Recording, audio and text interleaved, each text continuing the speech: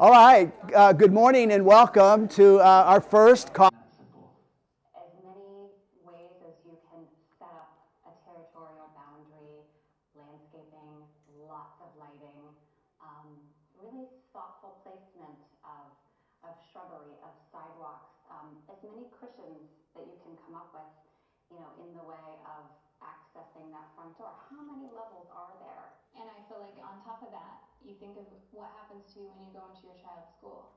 Is there anything to stop you from having access to those students? Is there a barrier? Is there a door that prevents you from accessing students? Politics, the gun control issue, do they have a place here? Not at all. We really feel like this is something that ordinary folks do, that it's in your own hands for us. This is where we saw very clearly early on that we could make a difference and legitimately make schools safer. Absolutely, and we feel like political debates are not a debate in this. From looking at all of you, it's clear to me that the doing is a part of the healing. And what you're doing with this program is part of that journey. Very definitely. For me, you just can't, because one emotion about this is anger, and you have to do something with that. You have to do something productive with it. If you are the kind of person who sits back and waits for somebody else to solve the problem or for the government to do it for you, it's not going to happen. And when parents mobilize, and I'll say in particular moms, it's a very powerful message. How would you like us to remember your daughters? They were so amazing and so inspirational, and they loved each other. Joey was a sweet little girl. She was autistic and she was apraxic, so she was nonverbal. She didn't speak very much. She was just a sweet, trusting little girl. And, I guess I used to get a hug every night when I come home from work. I still miss it. And you're not going to make me cry. And you guys are making me cry, so. It's hard not to. They were amazing. amazing and beautiful and inspirational. And it's hard because the common denominator for me with all the other families and all the other kids is just how much love these kids exuded. I look back and I look at those little faces, or I remember them, and at night I think about all the other faces out there. And I think of all those other little kids, and I just want to give them all a big hug and say, we're going to do our best. We're going to make it. We're going to do our best. I know how Emily touched my life and how she changed my life. And since she had the power to do that for me, I want her story to do that for others. And that's how I want her to be remembered. I want people, when they remember her, they can look at her and say, she changed my life.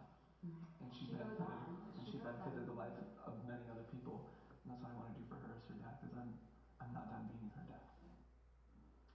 Lee Woodruff is with us. So many of us are still. Okay, we'll get the lights up. And still thinking of the families every day. I was struck by Bob Gay saying you've got to do something with the anger. So how? Okay.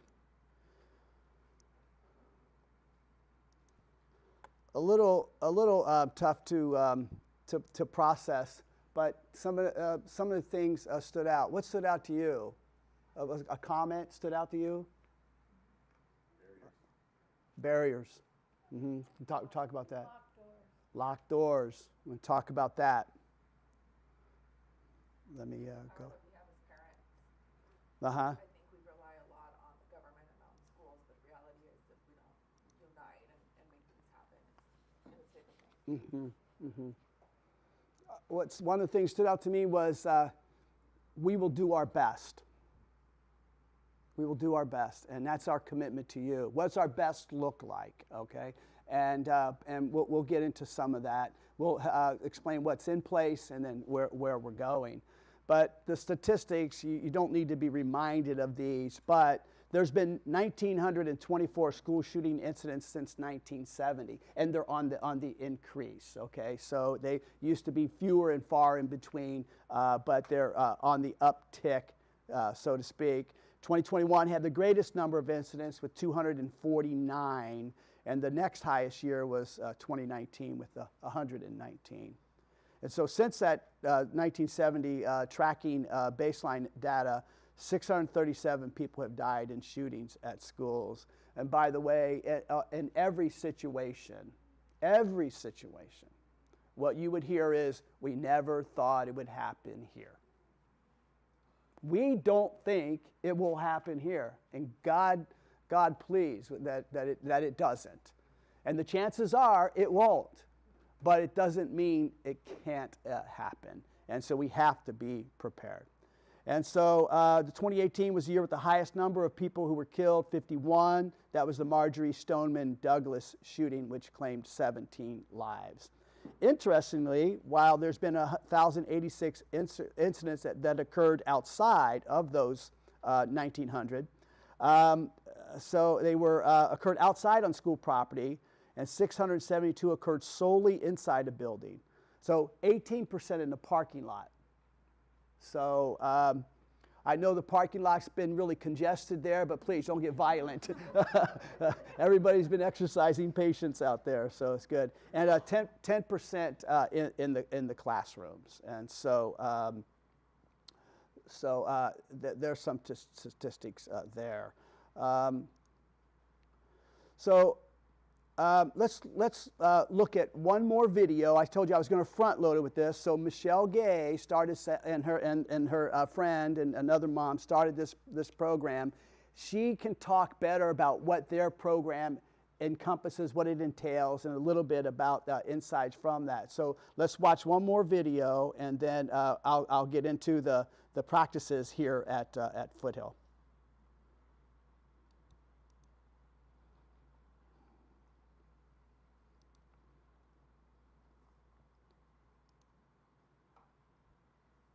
I'm here to share with you a little bit about my story. I'm a mom, I'm a former teacher, and now I'm a safety advocate, school safety advocate.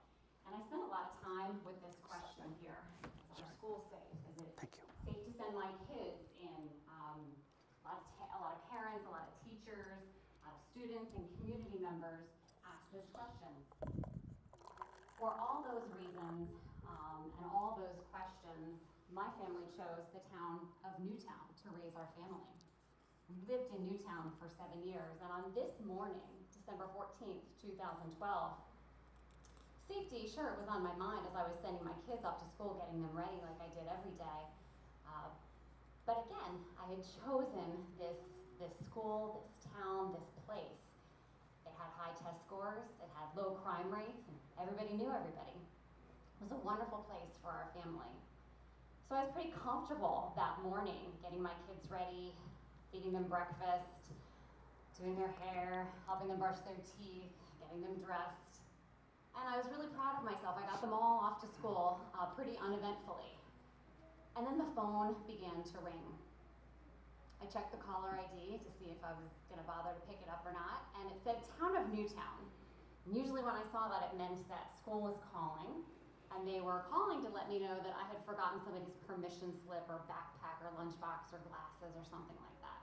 And instead I hear a recording. It's our superintendent of schools, and she says, all of our schools are in lockdown. There's been a shooting. That's all she said. I remember being stuck on that last word that she said, shooting. I couldn't really get around it. My mind started traveling back in time to stories on the news, images, footage, film of tragedies like Columbine. I was still convinced that it must be some kind of misunderstanding or false alarm or some kind of miscommunication. But out on the road that morning, my car quickly became overtaken by response vehicles. Every color, every stripe, every siren that you can imagine. I remember dutifully pulling over, letting them pass by, and ultimately just filing in behind them. I realized pretty quickly where they were taking me. They were taking me to Sandy Hook School, where two of my daughters were. One a fourth grader, one a first grader. And I would begin a long walk that morning, from the firehouse to the school, as far as I could get before it was blocked off, and back to the firehouse, and back to the school. And I would repeat this walk for hours, that morning looking for my youngest child's class, waiting to see that they had evacuated. But they never did. Just about a half an hour into the school day, when most of our kids at Sandy Hook were wrapping up their morning meeting, loud noises started ringing out in the front portion of the building. A 20-year-old male from our community, a community where there were high test scores and low crime rates, where everybody knew everybody, or so we thought. This man drove to our school after killing his mother.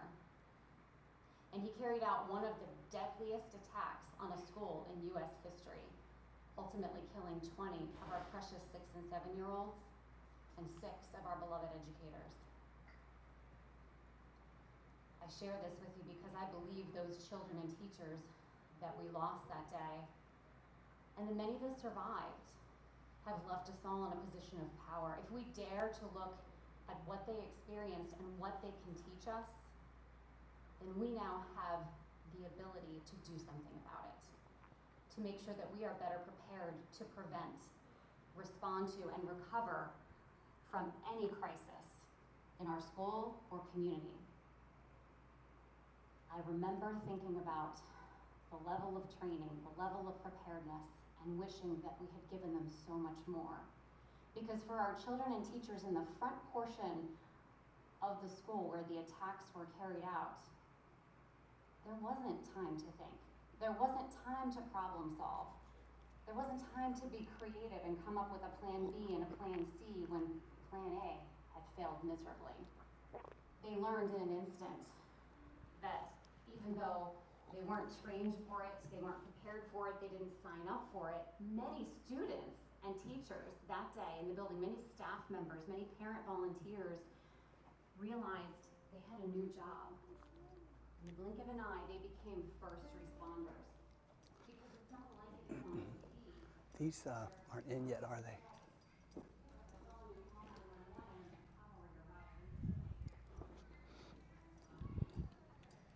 For us, it would be about 4 minutes before that cavalry could arrive after the first 911 call had been placed. And then it would take precious time for them to figure out how to make entry into the building and begin the rescue. So the true first responders, our students, our teachers, our staff members, were the least prepared that day. So even though following tragedies you hear a lot of big ideas, amazing innovations, I want you to remember something that our students and teachers taught us. Very often it's simple things that make all the difference. A piece of knowledge, a practiced action or behavior, a simple tool like a key or a tourniquet to tie off a bleeding wound. Simple things can make all the difference. We also learned to think very differently about communication. Our students and teachers couldn't do anything without information, right? Hearing these horrible sounds, lots of staff members came running in the direction of those sounds to try to figure out what was going on. Nobody was calling anything over the PA. Nobody could get to the PA. For a lot of us, it was about finding a way to make a difference. And for a small group of us in town, it was about rethinking school safety. We had to begin thinking about sending our surviving children back to school. Can you imagine how difficult that is? After you have lost a child in a place that you knew was safe? We began asking tough questions. We began thinking about a new purpose. And together we formed Safe and Sound Schools, a nonprofit organization devoted to finding the best practices, resources, tools, and information for schools across the country to ensure safety, to develop, to plan for the best possible practices to make sure that school is a safe place to learn and grow. So how do we wrap our arms around it? How do we make sure that we're covering all the bases, that we're really addressing every aspect of safety in our schools? How about we bring it all together? For us at Safe and Sound, it's about the big six. These are 6 essential components of creating a comprehensive approach to planning and developing safety for schools across the United States. Each and every one of these areas is a field of its own, a science of its own, if you will. But each and every one of these comes together to support the safety of the school in a comprehensive fashion. There's some overlap, and there should be, because each of these areas is intertwined and connected when it comes to the safety of our schools and communities. You know, when I was a teacher and when I was a stay-at-home mom, safety was important to me, but I really looked at it mostly as somebody else's job. The principals, the police, the firefighters, the emergency medical folks, school nurse, they've got it covered, right? I don't really need to focus, I don't really need to be that intimately involved in the plans in my school because it's somebody else's job. I learned too painfully that's not the truth. Each and every one of us in the community have to be educated and have to be a part of making sure that it's safe. I think bringing it all together is key to answering the problem. There are a lot of solutions out there for the safety of our schools. But I share with you my daughter Joey, who died in the tragedy on December 14th, 2012 at Sandy Hook School with 19 of her friends and classmates and 6 of her beloved teachers. She was autistic and apraxic and loving and affectionate and truly brilliant. And one of her superpowers in this world, and I'm convinced everyone has at least one or two, but one of her superpowers was bringing people together. For a nonverbal child, she was pretty darn good at it.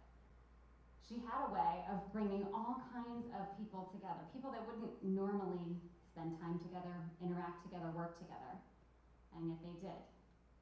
So I take my cue from her and I invite you to do the same. As you rethink school safety, I ask you to think about how you can be a part of it, how you can help us accomplish successful development and planning for safety in our schools. I ask you to join all of us and work to make sure that our schools are as safe as possible. I know that together we can.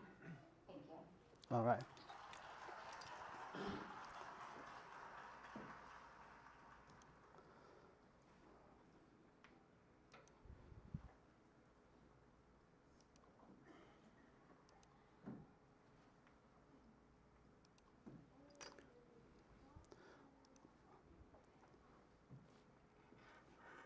Okay, so a lot there. So by the way, in that Sandy Hook shooting, they had a safe room at the entry. Persons who walked in, there was a kind of a vestibule area that was completely gun-proof, and they could lock somebody in like you would imagine a bank might be able to do, right? And, but the shooter knew that, and he shot the windows in next to that room, and walked through. The office was under duress. No one could call lockdown. They were fending for their lives with the shooter. And I'm going to jump to one of these slides because in the Sandy Hook incident, they had exactly the same door lock mechanisms that we have. And so we kind of learned the lesson, but here recently we realized, wait a minute, we stopped short and we can do more. So for instance, in Sandy Hook and at Foothill, the locks to the doors, we got hallways, interior hallways, a little different than a lot of California schools, but very common in Midwest and other places. So a teacher would have to go out into the hallway, potentially in harm's way, find their keys, fumble with their keys under pressure and duress, and lock the door to get into lockdown. So we thought about changing the locks, but we came up, we found this item, and you can see it on that door there. What it is a striker, a little tiny little metal piece that keeps the door from closing, from catching. The latch doesn't quite, it stays ajar. And so now what happens is the teachers and in the classrooms, everybody keeps their door locked at all times. So if you jiggle the door, it looks like it's completely closed, but if you jiggle the door handle to get in, it won't let you, it doesn't move. It's locked. But the kids know just push it open because it's slightly ajar because of that striker. But under a campus intruder, a lockdown situations, all the teachers now have to do is pull that striker arm, just push it under, it cinches down, it's locked. And just like this wind door here, there's pull-down shades in every classroom that then they pull down the shade and then they can move over there's no visual, and they move over to the corner and are potentially safe. Everybody in a school shooting who got into lockdown survived. Okay, the classroom that didn't get into lockdown is where the shooter eventually found himself. So we have it in place. But we realize, wait a minute, we just did it in the classrooms. There's other places that still need them. And so we're going around and we're fixing and being more thorough with all of those, okay? So at the entry doors, like at childcare and in the office, the doors stay locked. But we have these strikers, slightly different, that keeps the door ajar. But again, front office, childcare, all they have to do is pull that down, door closes and locks tight. So those are the pull-down screens and the locking mechanisms. We have about 30 cameras on the campus. Now, that is a deterrent. It's a deterrent for theft, maybe. It's maybe a deterrent for, but I don't know that's going to stop a crazy person, okay? But we want you to know we do have a lot of cameras. Walkie-talkies. We have, everyone carries this used to be optional for me. I never carried my keys around like this. But now, because we've embraced, as a school, we've embraced the inconvenience, the headache of finding locked. So I keep it close by.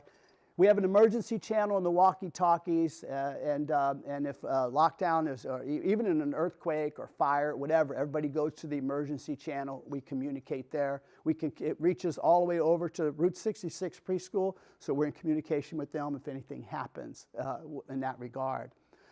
We do have keypad entries at both preschools, and that's nice.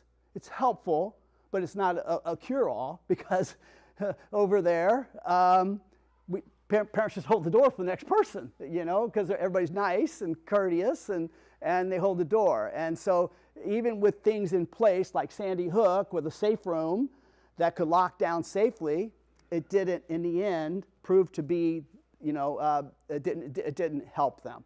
And the same thing with keypads. Everything only goes so far. And we could sit here and talk about scenarios where nobody gets out alive. But we do have that. And we're going to get new keypad entries and get a system going here. The staff will probably have some sort of fobs. Parents will get a keypad code. And so we're getting quotes on that. We're getting bids on that. We're trying to figure out what's the best system. And even indoors, interior doors will probably go there too. And then one more thing I'll say, and then I'll open up for any questions before we go on looking ahead. We also, this isn't, again, the cure-all, but it's a defense tool, is pepper spray. Over in the preschool, every preschool classroom has a pepper spray canister in the room. And it's in the exact same location in every room. So if you're in a room that you're not used to being in, the teachers know exactly where that pepper spray is.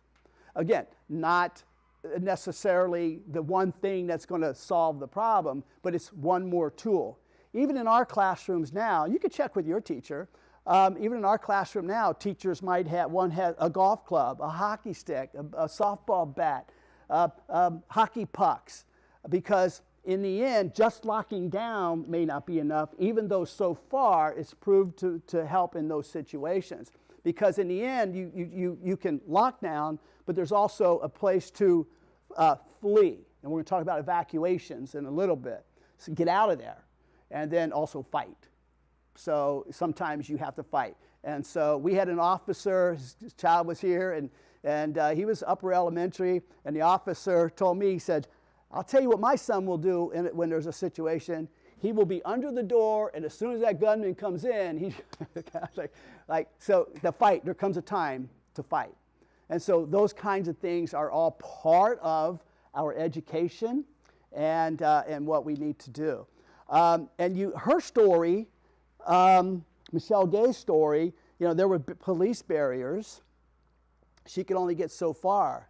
Uvalde kind of complicated things now. Because they took no action, the action took so long that people started doing for themselves.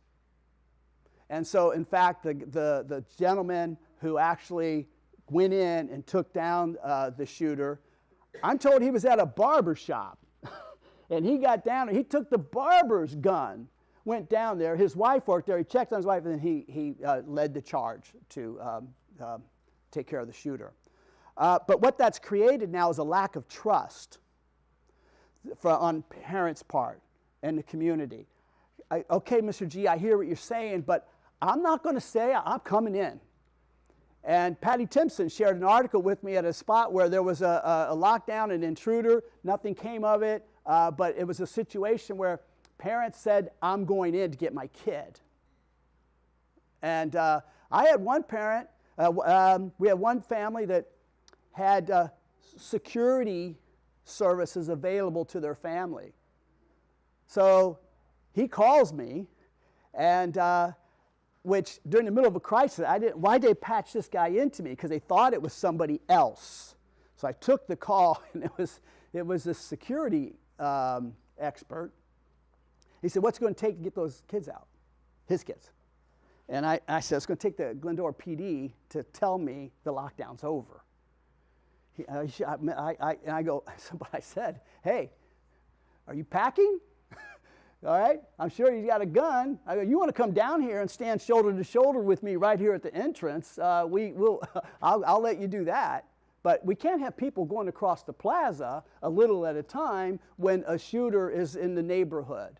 So this part of trust has been eroded, and that's why we've got to communicate. So, hey, I know what Mr. G is doing. I know what those teachers are doing. I know what's happening, and it's frightful and it's scary, and as much as the protective side of you kicks in, we have to have a plan, communicate the plan, and we have to abide by that. And so that was part of the challenge with that. So. Any comments about what's in place so far and what we're discovering? We're finding a lot of little loopholes, rooms that don't have it, not classrooms, other rooms where people might be. Doesn't have the locking mechanisms, right? Some of the video cameras weren't working, right? And goes on and on a list of things that we're saying. We used to leave these doors open between the classroom, between the buildings. Well, that fence, is only 4 feet high or so. It might be 5 feet. But so kids could be walking there, and then if someone came into that side door, they'd be in that classroom in 10 steps. No chance to call for lockdown. So those doors stay locked now. So what happens? Miss Thompson, Miss Wilson, child care, when there's passing periods, somebody's standing there, open the door. And by the way, they have the same locking mechanisms that when in those situations, you don't have to, the door's not unlocked. If something were to happen and they need to respond quickly, all they have to do is pull the striker down again, and then it cinches locked. So those kinds of practices are in place right now. And like I said, we have to embrace the inconvenience. Every child is worth it. And worth our inconveniences that will be small when you think about if something were, could prevent something. Question? Yeah, come. You talked about how he shot through the window. Yeah. Are our windows bulletproof, or are we going into that direction? I mean, it's Great, great question. The question is, in case they're streaming, is that shooter shot through the windows, and what's the security status of our windows? They are. safety rated, not ballistics rated. They could shoot through. But they have a type of mechanism, they won't just crumble.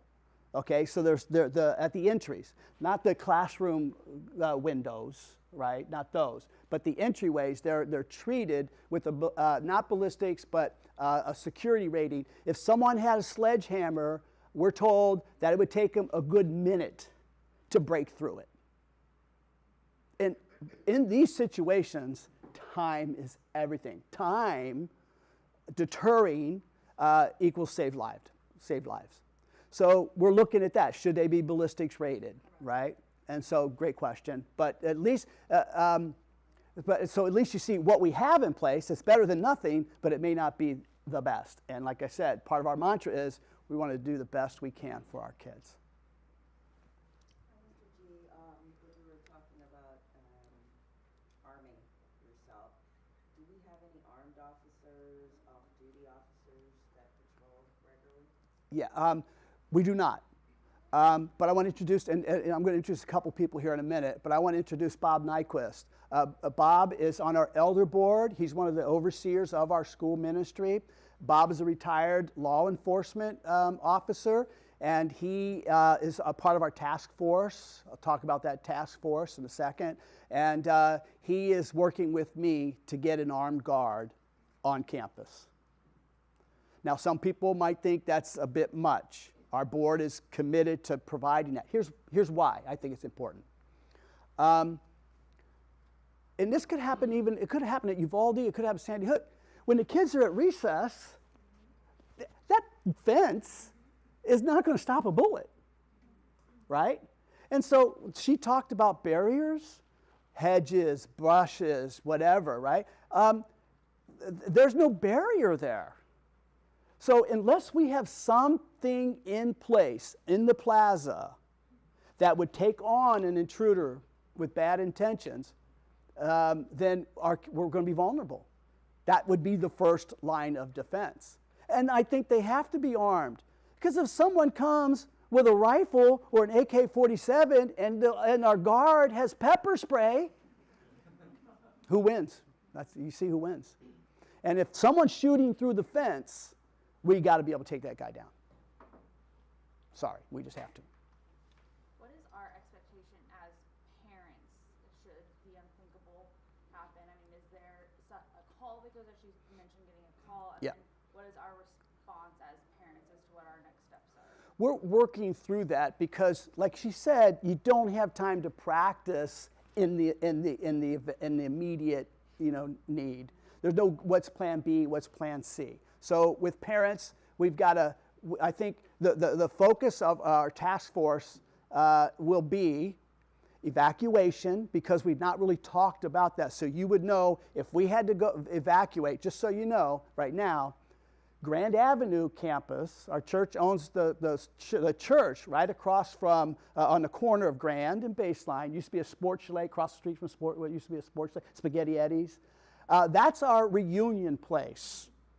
There's bathrooms there, there's classrooms there, there's a sanctuary there. There's a lot that we can do if we have to relocate the kids. By the way, if even in an earthquake, if things got really bad, at some point, that might be where we would go. But so that's a key piece. When there was a lockdown in a few years ago, I think it was just pre-COVID, there was something that happened down that way near the Spaghetti Eddie's area, and we were in lockdown, and that was, well, I tell you, I took that call. There were SWAT teams, guys, whatever the van that they have, and SWAT guys hanging on the outside edge, perusing the neighborhood in case one of those bad guys had gotten outside of their containment perimeter. And we had about 25 families standing out there along the curb. And so I'm talking with Glendora PD, and we basically see these parents were also in harm's way, because at that point they hadn't identified where the criminal was. It was armed. I think it was some sort of robbery over a little further up on Route 66. But in that case, it was not good. I understand the impulse. I got to get down there. But we couldn't just start letting people come out, because what if the robber hopped the back wall through the neighborhood, or kind of thing. So I think we have to be a little more clear on what the expectation is. We will communicate through text, through emails. We'll be in contact with Glendora PD and the evacuation point, or the relocation point. And let's talk about evacuation real quick. Everything empties to the plaza. That's what we think. But there are 2 evacuation escape routes on the campus. One in the very back parking lot, all right, along the wash. We have a gate with a lock on it. Everybody knows the combination of the lock, and they have a key that works too. So if you don't have your keys, you got there, you never use. So we can open that gate. It goes right out to Glendora Avenue, and then we could go to it could be at the Route 66 preschool, not far away. If you have to go that way, that's where we might go. So you just have to listen to or read the text and the location. And if Glendora PD would be involved, they will also be communicating on their website and in their dispatches where they relocated our kids. Because we had the Glendora PD here with us, 2 officers talking through. They were experts in this field talking through responses. And they said, you can have the best plan, and you may think that's where they're going, but we may tell you it's going to be somewhere else. So that would be out of our hands. And so, so the evacuation piece. So there's one at that gate, and then at that end, on the east end, and there's one in the back of the playground, all the way in the far corner. There's another gate with an escape route that would go into the neighborhood and out through the cul-de-sac.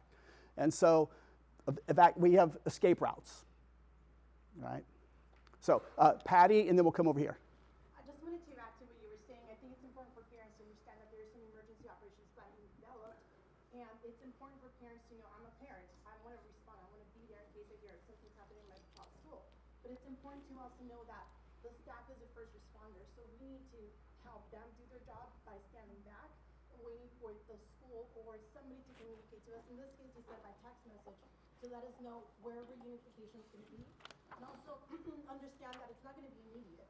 So if there's an emergency, kids need to be accounted for. So it's not going to be like, okay, so we just had an earthquake or shooter or whatever it is, so within 30 minutes I can pick up my child. That's not going to be the case. Right. It's also going to be, if their plan is to evacuate to Route 66, well, guess what? Police is not letting you guys go there, so Right. you guys have to go to Plan B.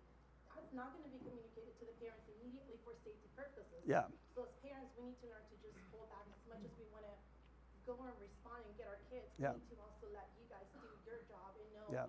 check the text message, check those emails, check social media. Wait until either you guys or your unified command tells Yeah. us you can now go meet your child at this location, and that will be more help to you guys as a school than Right. to be those parents like that article that I sent where parents wanted to go get their kids, and there were a lot of parents that were fighting the police. One of the dads happened to be armed, so that got into another altercation there, and that took resources away from responding to the school. And we don't want to create that. We Yeah. don't want to take resources away from the school. We want to allow them to go to the school and respond. And we as parents would just have to wait for Yeah. you guys to let us know where to go. And this is Patty Timpson. She's a mom, and she serves on our task force. She's a communications specialist. She served with Southern California Edison, also military background, and she specialized in this kind of a thing. She was involved with the response team when there was a shooting at Southern California Edison. I remember that about 10 years ago. She was a part of the response team there, and she's on our task force as well. And so a couple more, and then and we're good. What we're doing, looking ahead. Mr. G, can I Yeah, respond to- yeah. Go ahead. Yeah, what you say is... Bob Nyquist. This is our elder board member and law enforcement guy. That's one of the things I wanted to bring up later on, but you bring up a good point. I've done multiple incidents at schools, a lot larger than Foothill, at high schools, and I used to work at West Covina in Alhambra. And so part of our problem was we're still looking for somebody on a call. We don't know who they are. We have a very brief description, if that, sometimes. And we have all these parents that are responding because their kids are texting, right? Now we have 100, 200 parents showing up, trying to get on campus, and we're trying to lock things down. So Right. what makes it very difficult, it makes the officers' jobs very difficult, is when you have a bunch of adults who are unknown to school staff, and other kids. Now we get false reports of things happening, or officers now get false reports of things happening, and now we're looking for a parent who may be the suspect, and it's just a bad situation. Yeah. So I know the Uvalde thing totally destroyed trust in a lot of parents, Mhm. and I'm ashamed that that even happened. But I know Southern California, we go through training once a year just for these incidents. So know that the officers in Southern California, we train a lot for this. We talk a lot about this. We have briefing trainings about this all the time. And these officers are ready to go in. As soon as they get an opportunity to show up. Our training now is, if you're the only officer and you hear something happening, that one officer goes by themselves and tries to stop the issue, whatever it may be. So just have some faith. I know it's hard after that whole incident, and I was just blown away that even can occur now. So, Yeah. but yeah, the parent thing, that's really, really important. I know every parent wants to get in and grab their kid and do what they can, but it really creates a whole other issue. Yeah. Good. Good. A couple comments here. Yeah. You mentioned cameras. You mentioned the cameras on campus. Yeah. Are they actively being monitored? Because it's nice seeing all the parents in the morning who are standing around watching their children Right. play, but is there anyone monitoring? Because someone could be observing that and walk onto Right. the campus, try to get onto the campus and blend in like us parents Right, who sure. are standing around watching our kids. Right. So is anyone observing to keep an eye? Great question. No, we don't, but we will, and we will soon. We've got a great system, and we're going to put them in the front office, some display screens so that people can watch and see. So that's one of those things that's like we went a certain point, but didn't really close the thought, and we will. You have my word on that. Okay? Yeah. I have a comment on communication. A lot of these shootings coming from a police family is it was somebody that knew somebody in the school. Right. So for the parents, like for the empowerment of us is transparency and communication. Yeah. I just went through a divorce. My husband is this, and you would tell the school, this is what he looked. This is his picture. We're going through something, or the teachers could be going through something. Right. Where they're going to be something that they're trying to do, and Right. I think it's really important to have that conversation with all of us, to where we have to be transparent and communicate with you guys, and also the teachers and the staff. This is happening in my life, and we really need Yeah. to be aware of this. Mm-hmm. That's huge. That's it. I feel That like is huge. gives us a little bit of power too. Yeah. And Yeah. gives you the power. Yeah. and knowledge. Yeah, and by the way, too, that's a very good point. I'm going to talk about our visitor management system that we're about to purchase, okay? So you hear a little bit what that's going to look like going forward. But that visitor management system has, if you put a camera at a certain spot, and if a parent said, this person is dangerous, I'm sorry, this is what's going on, it would record the license plate of the ones that have been flagged, and would let us know if there's if that person had been identified with that license plate. We can mark it, and it would let the office know somebody just drove on your campus is not supposed to be there. And that's huge. Yeah, I'll talk about that. One more here. I have a question on the students' preparation. Yeah. My kid's in kindergarten, and he's pretty clueless to all of this. How do you guys prepare the students? Yeah, we've been a little bit sensitive to what's age appropriate, right? Some kids in COVID developed anxiety disorders because now they thought mom or dad might die if they got COVID, or grandma and grandpa might die. And so kids got these anxiety disorders. So we have to strike a balance to being sensitive and what's age appropriate, yet at the same time educate. We used to say we'll do lockdown drills in case there's a bad guy on campus. You know, this is what we're going to do. So at a certain age, you know, but we used to have these odd codes. Mr. Green is on the campus, you know, and that meant Greenman, go, get out. And they were kind of convoluted. You had to interpret what now. By the way, all of our staff have gone through 3 years of ALICE training, 3 years back. So So 3 years, we have active shooter scenario drills here, you know, and so they've been kind of trained that way too. But what we learned there is if it's real situation, you call it what it is. Shooter in the gym wearing a white T-shirt and black and lockdown, and it's make the announcement with some of the lockdown and then describe where it's at, because like you said, you don't want to go running in the direction of so we just call it what it is. The drills will be a little different that way. And the upper grades, and this is why we're talking today and we'll continue to talk, we're just going to, the junior hires are going to need to know because, I mean, if you're at a high school, kids, if they escape, if they evacuate, they can figure out where to go. Home, a cell phone call, whatever, they could call an Uber and get home. So we want to empower our middle schoolers, right? Because one of the shootings in Colorado, a kid, high school, there were kids that were locked down in the music room, and there's a knocking on the door. Let me in. Who is it? I'm an officer. And then they said, I don't know, we don't want to open the door. If you see this video, it's pretty hair-raising. And then he said, come on, dude. And then someone said, dude, that's a red flag, right?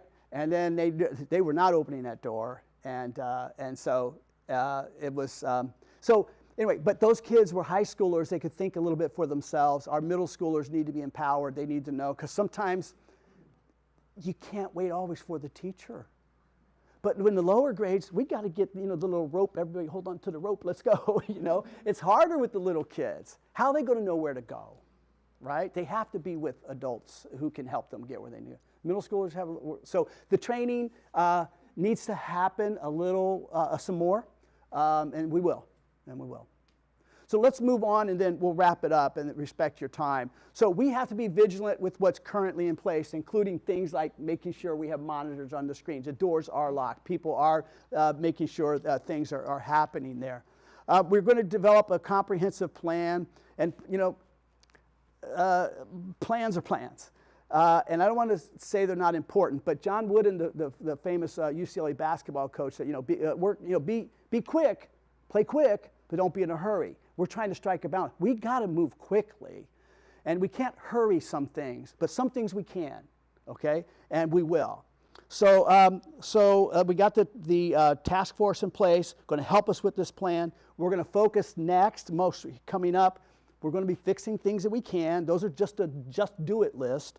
And then we want to make sure that we have good, solid evacuation plans, good, solid communication plans, and then share all of that with you. So that's going to be, you're going to be hearing more about that aspect. When the earthquake, the preparedness there, we have an earthquake response team. Some are first aid, some are search and rescue, some are parent pickup areas. And so everybody has a responsibility, right? And so we are going to put together a crisis or a critical response team. I talked to you about the keypad entries. I mentioned to you the armed guard. So, and by the way, everything from raising the fence to getting more monitors to key fob situations, an armed guard, none of this is budgeted for. We have to find a way. So probably in our fall annual fund campaign, we're going to have something there on campus security. I hope everybody steps up to help us, because we're going to do everything we can, and we'll stretch anything we can, our finances, to make those things happen. But that's going to be a place where you say, what can you do to help us harden the target, if you will. We're going to follow that Safe and Sound Schools template. If you go there, one thing they have that I never saw in other places is the recovery piece. What if there is a shooting? What resources, what plans will we have in place to help your kids process that, to help you process, help our community get through the grieving and that kind of thing. So there's a prevention, and then there's the response, and then also the recovery piece. Let me just say something about visitor management real quick. So right now, if you come to and we want to start opening our doors more. We want people to help in the classrooms, get up to the library, and be a more normal school post-COVID. So, but we want to put together this visitor management system first. And right now, people just go in, they sign in, they get a little badge, and they go in. This one, a couple we're looking at, almost all of them that are kind of computerized, you swipe, visitors swipe their driver's license, and immediately will flag them if there's a sex offender, if they're on the sex offender registry, right? And then they have to have it, and then as they swipe and they get in the system, then it basically it recalls your name. It makes it a little faster, but at first there's a little form people have to fill out. So that does that, and it prints out a badge with their picture on it and their name, and then who they're visiting, what their purpose is, kind of right there, people can see. And what's good about that is if there was an earthquake, we will have record who was in the building. You know, we forgot that mom was up in the library. Where'd she go? Did she leave? Is she still here? Is she buried under rubble? But we would at least know somebody is missing, right? That was on campus. And so it helps us to record it. By the way, every volunteer at Foothill, by law, it used to be by choice. Now it's by law, must be fingerprinted. FBI background check. So Miss Wilson was not here today. She was going to talk to you about that. So she would be the point of contact for that for the school.